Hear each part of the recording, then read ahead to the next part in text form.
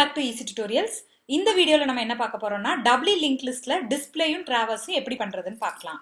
So இப்போ first display அப்படினா doubly linked listல நீங்க ஃபார்வர்ட் டைரக்ஷன்லயும் போலாம், ரிவர்ஸ் டைரக்ஷன்லயும் போலாம். சோ ரெண்டும் தனித்தனி கோடிங் பார்க்கலாம். சோ ஃபர்ஸ்ட் ஃபார்வர்ட் டிஸ்ப்ளே இல்ல ஃபார்வர்ட் டிராவர்ஸ் பார்க்கலாம். சோ இப்போ ஒரு லிங்க் லிஸ்ட் இருக்கு. மேனுவலா நம்ம எப்படி அதை டிராவர்ஸ் பண்ணுவோம் ஃபார்வர்ட் டைரக்ஷன்ல. முதல்ல p ன்னு ஒரு பாயிண்டர் வேரியபிள் வச்சுக்குவோம். அது ஃபர்ஸ்ட் நோட பாயிண்ட் பண்ணும். சோ ஹெட்ட வந்து பாயிண்ட் பண்ணோம்.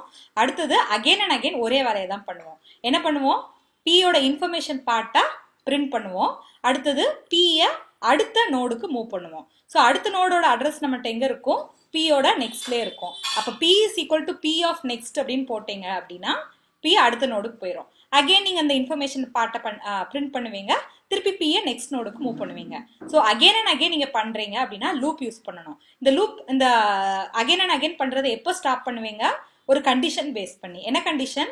p வந்து லாஸ்ட் நோட நல்ல p யோட வேல்யூ வந்து 45 35 இந்த மாதிரி ஏதாவது நம்பர் இருந்தா நோ ப்ராப்ளம்.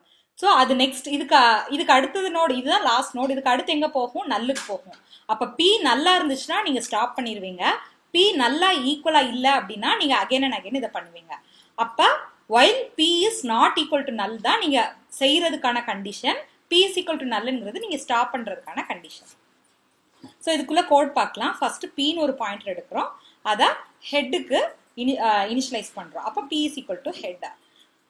இப்போ கண்டிஷன் எழுதணும். while p is not equal to null. p நல்லா இல்லாதப்ப தான் நீங்க அந்த வர்க்கே பண்றீங்க. So while p not equal to null. என்ன பண்றீங்க? ஃபர்ஸ்ட் p யோட இன்ஃபர்மேஷனை பிரிண்ட் பண்றீங்க. So print of %d.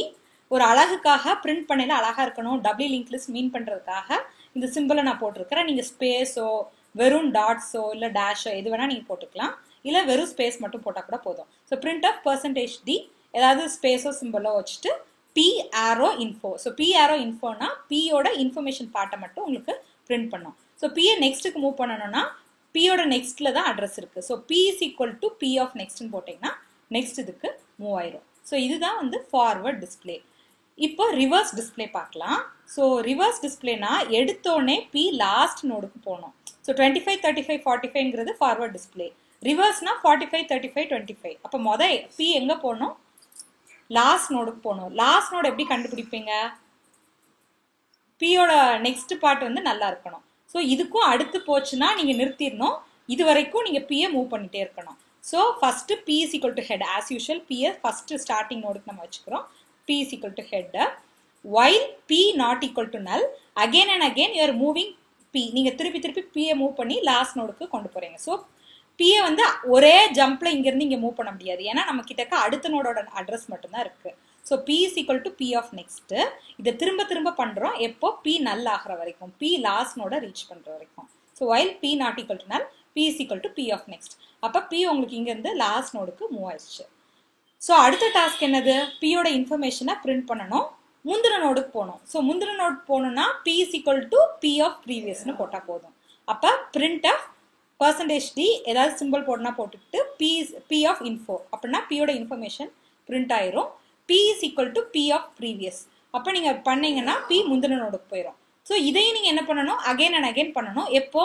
p இந்த சைடு நல்லுக்கு போற வரைக்கும். அப்ப while p not equal to null, print of %d ஸ்பேஸோ சிம்பிளோ போட்டு p arrow info, p is equal to p of previous.